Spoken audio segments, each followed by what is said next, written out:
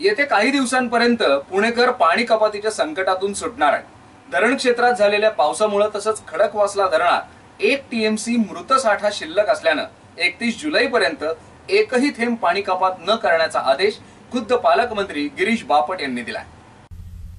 जून महिन्यात पुण्यात पावसाने दांडी मारल्याने आणि धरण क्षेत्रात 50% पेक्षा सरासरी कमी पाऊस पडल्याने सर्वसामान्य पुणेकरावर पाणी कपातीचं संकट ओढवणार आहे।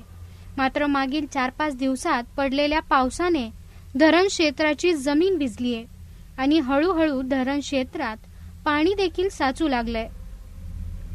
तसेच खडकवासला धरणात 1 टीएमसी डेड स्टॉक पाणी शिल्लक असल्याने 31 जुलैपर्यंत पुणेकरांवर एक थेंब देखील पाणी कपात करण्यात येणार नाही, असे पुण्याचे पालकमंत्री गिरीश बापट यांनी सांगितलंय।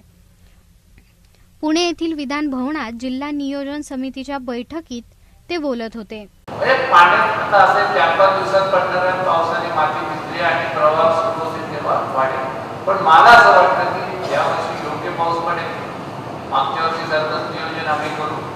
आजही पुन्हा जे सांगतो, परवा पत्रकार परिषद घेऊन सांगितलं होतं, जुलै 1 पर्यंत एक थेंब पुण्याचा कमी होणार नाही। 1 दिवसात आपलं चालू आहे ते चालेल।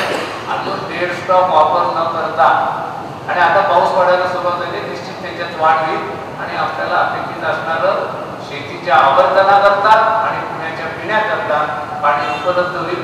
शेवटी पाऊस कसा कधी हे काही तुमच्या आणि माझ्या हातामध्ये नाही, पण आलेल्या पावसाचं नियोजन करणं आणि या वर्षी इतका पाऊस आहे की पुढच्या वर्षी जिल्ह्यातल्या शेतकऱ्यांना आणि पुणेकरांना पाण्याचा त्रास होणार नाही एवढी काळजी आम्ही घेऊ।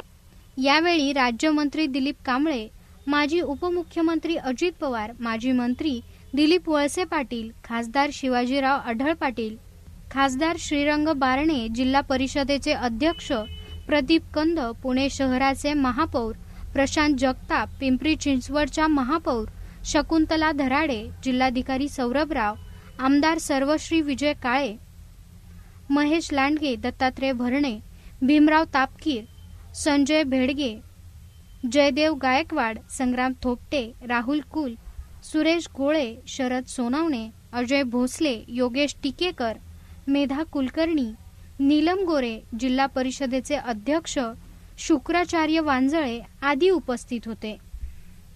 15 ते 20 लाख रुपये हे जे सुचवतील ती कामं करण्यासाठी आम्ही मंजुरी दिली, कारण केवळ फक्त आमदारांनाच निधी, खासदारांनाच निधी असं नाही, पण त्याच्यात वाढही आम्ही नंतर करणार आहोत। प्रकाश गोयटे आपल्याला संधी आहे चांगलं काम सुचवण्याची, कारण आपण डीपीसीचे सदस्य आहात, मिळाले ना, त्याच्यात बाकी डिटेल्स आहेत।